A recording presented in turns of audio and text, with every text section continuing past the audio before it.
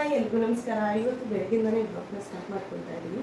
ಇವತ್ತು ಸೋಮವಾರ ಬೆಳಗ್ಗೆನೆ ನಿನ್ನೆ ಭಾನುವಾರ ಕೂಡ ನಾವು ಊಟ ಎಲ್ಲ ಮಾಡೋಕ್ಕೆ ಸರಿಯಾಗಿ ಆಗಿರಲಿಲ್ಲ.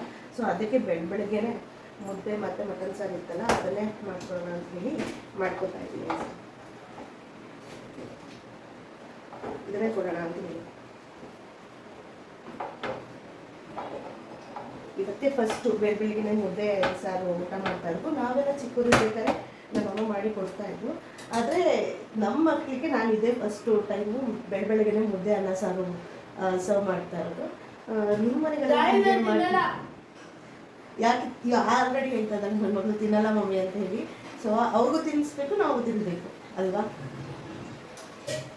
ಮುಂಚೆ ಎಲ್ಲ ಇದೇ ರೀತಿಯಲ್ಲಿ ತಿಂತಾ ಇದ್ವಿ.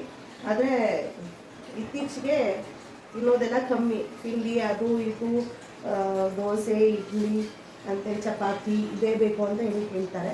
ಸೊ ಹಾಗಾಗಿ ನೋಡೋಣ ಇವತ್ತು ಬೆಳಗ್ಗೆನೇ ಮುದ್ದೆ ಕೊಡೋಣ ಅಂತ ಅಂದ್ಕೊಂಡಿದ್ವಿ. ನೋಡಿದ್ರಲ್ಲ, ಅದಕ್ಕಾಗಿ ಮುದ್ದೆನ ಮಾಡ್ಕೊಳ್ಳೋಣ ಅಂತ ಹೇಳ್ಬಿಟ್ಟು ಬೆಳಗ್ಗೆನೇ ಮುದ್ದೆ ಮಾಡ್ಕೊಳ್ಳೋಕ್ಕೆ ಶುರು ಮಾಡಿದೆ. ಮುದ್ದೆಯನ್ನು ತುಂಬ ಚೆನ್ನಾಗಿಯೇ ಬಂದಿತ್ತು. ಅಷ್ಟರಲ್ಲಿ ನಮ್ಮ ಅತ್ತೆ ಕೂಡ ಮುದ್ದೆ ಬೆಳಗ್ಗೆನೇ ತಿನ್ನೋಕ್ಕಾಗಲ್ಲ ಅಂತ ಹೇಳ್ಬಿಟ್ಟು ಅದೇ ಮುದ್ದೆಗೆ ಸ್ವಲ್ಪ ನೀರು ಹಾಕ್ಕೊಂಡು ಕಿವುಚಿ ಮೊಸರೆಲ್ಲ ಹಾಕ್ಕೊಂಡು ಅವರು ಏನೋ ಒಂದು ಮಾಡ್ಕೊಂಡು ತಿಂದರು. ಅಷ್ಟರಲ್ಲಿ ಇವಳಂತೂ ತುಂಬ ಅಂದರೆ ತುಂಬಾ ಸತಾಯಿಸ್ತಾಳೆ ವಿಡಿಯೋ ಮಾಡೋದಕ್ಕೆ ಇದು ಮಾಡೋದಕ್ಕೆ ಎಲ್ಲ ಕೂಡ. ಕೆಲಸದಾಂಟಿಗೂ ಕೂಡ ಹಾಗೇ ಸತಾಯಿಸ್ತಾ ಇದ್ಲು. ಸೊ ಅದೆಲ್ಲ ತಿಂಡಿ ಎಲ್ಲ ತಿಂದ್ಕೊಂಡು ಆದಮೇಲೆ ಗಿಡಗಳೆಲ್ಲ ಪಾಟೆಲ್ಲ ಒಣಗೋಗ್ಬಿಟ್ಟಿದೆ.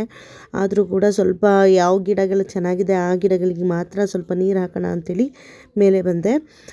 ಮೇಲ್ಗಡೆ ಬಂದರೆ ಒಂದು ಇಲ್ಲಿ ಚಿಕ್ಕ ಚಿಕ್ಕ ಪಾಟ್ಗಳೆಲ್ಲ ಏನಾಗಿ ಇಟ್ಟಿದ್ನೋ ಅದೆಲ್ಲ ಗಿಡಗಳು ಒಣಗೋಗಿದೆ. ಬೇರೆ ಗಿಡಗಳನ್ನ ತಂದು ಹಾಕಬೇಕು.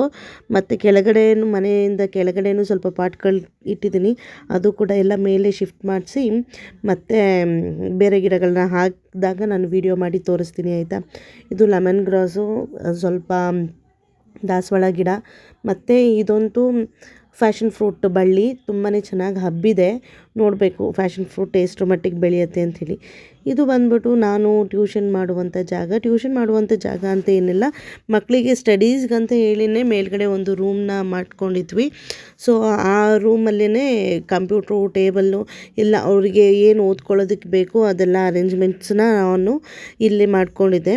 ಈ ರೂಮಲ್ಲಿ ಏನಪ್ಪ ಅಂತಂದರೆ ಯಾವಾಗಲೂ ರಜೆ ಏನಾದರೂ ಇದ್ದರೆ ನನ್ನ ಮಗಳಂತೂ ಮೇಲ್ಗಡೆ ಬಂದು ಈ ಥರ ಹಾಡುಗಳನ್ನ ಹಾಕ್ಕೊಂಡು ಏನಾದರೂ ಹೊರಕಿದ್ರೆ ಮಾಡ್ಕೊಳ್ಬೋದು. ತುಂಬಾ ಚೆನ್ನಾಗಿರುತ್ತೆ. ಮೇಲ್ಗಡೆ ರೂಮಿಗೆ ಬಂದರೆ ಅಂತೂ ತುಂಬಾ ಪೀಸಾಗಿರುತ್ತೆ. ಇಲ್ಲಿ ಸ್ವಲ್ಪ ಒಂದು ದೊಡ್ಡ ಮಿರರ್ ಕೂಡ ಹಾಕಿದ್ದೀವಿ. ಮತ್ತು ಇಲ್ಲೇನು ಗಡಿಯಾರನ ತೋರಿಸ್ತಿದ್ನಲ್ಲ ಆ ಗಡಿಯಾರ ಅಂತೂ ನನಗೆ ತುಂಬಾ ಇಷ್ಟ ಆಗುತ್ತೆ. ಒಳಗಡೆ ಜೀಸಸ್ದ ಫೋಟೋ ಇದೆ. ಮತ್ತು ಅದು ಒಂದು ಮೋಟಿವೇಶನ್ ಚಾರ್ಟು, ಬೋರ್ಡು ಮತ್ತು ಕೀಬೋರ್ಡು ಎಲ್ಲನೂ ಇಲ್ಲೇ ಇಟ್ಕೊಂಡಿರ್ತೀವಿ. ಮಕ್ಕಳದ್ದು ಏನಿದೆಯೋ ಅದನ್ನೆಲ್ಲ ಇಲ್ಲೇ ಇಟ್ಕೊಂಡಿದ್ದೀನಿ. ಮತ್ತು ಇದು ನೋಡಿದ್ರೆ ನನ್ನ ಟ್ಯೂಷನ್ ಬೋರ್ಡು. ಸೊ ಇದನ್ನೆಲ್ಲ ನಾನು ತೋರಿಸ್ದೆ ಯಾಕಪ್ಪ ಅಂತ ಹೇಳಿದ್ರೆ ಮತ್ತೆ ಕಂಟಿನ್ಯೂ ಮಾಡ್ತೀನಿ. ಅಷ್ಟರಲ್ಲಿ 4:15 ಆಗಿತ್ತು. ಸೊ ಏನಾದರೂ ತಿನ್ನೋಣ ಅಂತ ಹೇಳಿ ಅನಿಸ್ತಾ ಇತ್ತು. ಬೆಳಗ್ಗೆನೇ ಮುದ್ದೆ ಅನ್ನ ಸಾರು ಮತ್ತು ಮಧ್ಯಾಹ್ನ ಊಟ ಮಾಡಲಿಕ್ಕೆ ನನಗೆ ಇಷ್ಟನೇ ಆಗಲಿಲ್ಲ. ಸೊ ಸಂಜೆ ಈ ಥರ ಮಾವಿನಕಾಯಿ ಕೂಡ ಇತ್ತು. ಈ ರೀತಿಯಲ್ಲಿ ನಮ್ಮಮ್ಮ ಎಲ್ಲ ಮಾಡಿಕೊಡ್ತಾಯಿದ್ರು. ಮಾಡಿಕೊಡೋದೇನು, ನಾವಂತೂ ನಮ್ಮ ಮನೆಯಲ್ಲಿ ಮಾವಿನ ಮರನೇ ಇತ್ತು.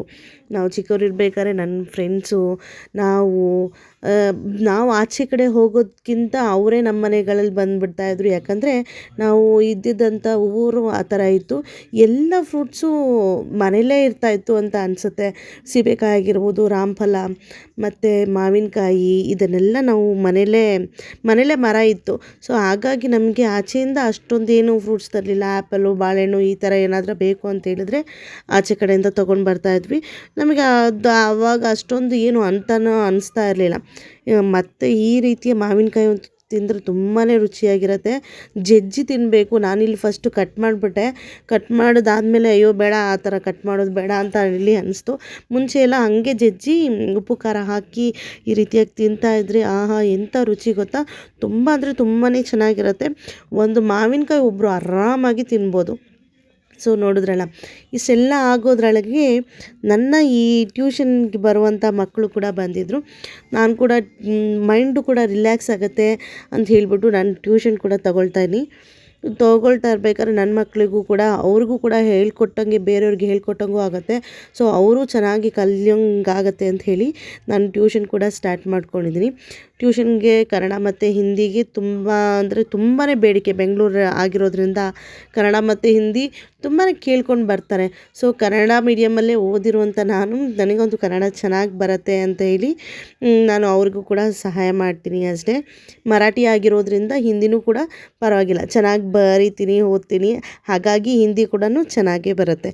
ಸೊ ನೋಡಿದ್ರಲ್ಲ, ಇಷ್ಟೊಂದು ಮಕ್ಕಳು ನಮ್ಮ ಮನೆಗೆ ಬಂದು ಕಲಿಯೋದಕ್ಕೆ ಬರ್ತಾರೆ. ನನ್ನ ಮಗನಿಗೆ ಒಂದು ಕಡೆ ಕೂರಿಸಿ ಮಾಡಿಸೋ ತನಕ ನನ್ನ ತಲೆಯಂತೂ ಕೆಟ್ಟೇ ಹೋಗಿರುತ್ತೆ. ಅದರಲ್ಲಿ ಏನಾದರೂ ಪ್ರಾಜೆಕ್ಟು ಅದು ಇದು ಅಂತ ಹೇಳಿ ಕೊಟ್ಟರೆ ಇನ್ನೂ ತುಂಬ ಸುಸ್ತಾಗಿ ಹೋಗ್ಬಿಡತ್ತೆ. ಸೊ ಅವರೆಲ್ಲ ಟ್ಯೂಷನ್ ಮುಗಿಸ್ಕೊಂಡು ಹೋದ್ಮೇಲೆ ನಾನು ಇವನ್ನ ಕೂರಿಸ್ಕೊಂಡು ಓದಿಸ್ಬೇಕು. ಇವನು ಚಿಕ್ಕವನಾಗಿರೋದ್ರಿಂದ ನಾನು ಏನು ಕೂತ್ಕೊಂಡು ಓದಿದ್ರೆ ಅವ್ನು ಓದ್ತೀನಿ ಅಂತ ಹೇಳಿ ಹಠ ಮಾಡ್ತಾನೆ. ಸೊ ಅವ್ರಿಗೆ ಕೂತ್ಕೊಂಡು ಮಾಡಿಸೋದೇ ದೊಡ್ಡ ನಮಗೆ ಟಾಸ್ಕ್ ಥರನೇ ಆಗೋಗ್ಬಿಟ್ಟಿರುತ್ತೆ. ಅದರಲ್ಲೂ ಅಂತೂ ಪ್ರಾಜೆಕ್ಟ್ ಎಲ್ಲ ಕೊಟ್ಟರೆ ತುಂಬಾ ಕಷ್ಟನೇ ಅಂತಲೇ ಹೇಳ್ಬೋದು. ನಿಮ್ಮ ಮನೆಗಳಲ್ಲಿ ಹೇಗೆ ಮಕ್ಕಳು ಕೂತ್ಕೊಂಡು ಓದ್ತಾರೋ ಇಲ್ವೋ ಅನ್ನೋದನ್ನು ಕಾಮೆಂಟ್ ಮಾಡಿ ತಿಳಿಸಿ, ಆಯಿತಾ? ಸೊ ನೋಡಿದ್ರಲ್ಲ, ಹೇಗೋ ಕಷ್ಟಪಟ್ಟು ಎಲ್ಲ ಪ್ರಾಜೆಕ್ಟ್ಸ್ನೂ ಮಾಡಿಸಿದ್ದಾಯಿತು. ಈ ವಿಡಿಯೋ ನಿಮ್ಗೆಲ್ರಿಗೂ ಇಷ್ಟ ಆಗಿರುತ್ತೆ ಅಂತ ಅಂದ್ಕೊಂಡಿದ್ದೀನಿ. ಇಷ್ಟ ಆಗಿದೆ ದಯವಿಟ್ಟು ಒಂದು ಲೈಕ್, ಶೇರ್, ಕಾಮೆಂಟ್ ಹಾಗೂ ಸಬ್ಸ್ಕ್ರೈಬ್ ಮಾಡೋದನ್ನು ಮರಿಬೇಡಿ. ಎಷ್ಟು ವ್ಯೂಸ್ ಎಲ್ಲ ಆಗಿದೆ, ಕಂಪ್ಲೀಟ್ ಆಗಿದೆ. ನನಗೆ ಸಬ್ಸ್ಕ್ರೈಬರ್ ಬೇಕು. ದಯವಿಟ್ಟು ನನಗೆ ಸಬ್ಸ್ಕ್ರೈಬ್ ಮಾಡಿ ನೋಡೋದ್ರಿಂದ ನನಗೂ ಕೂಡ ಹೆಲ್ಪ್ ಆಗುತ್ತೆ, ನನಗೂ ಕೂಡ ಎಂಕರೇಜ್ ಮಾಡ್ದಂಗೆ ಆಗುತ್ತೆ ಅಂತ ಹೇಳ್ತಾ ನಾನು ಈ ವಿಡಿಯೋನ ಇಲ್ಲಿಗೆ ಎಂಡ್ ಮಾಡ್ತಾ ಇದ್ದೀನಿ.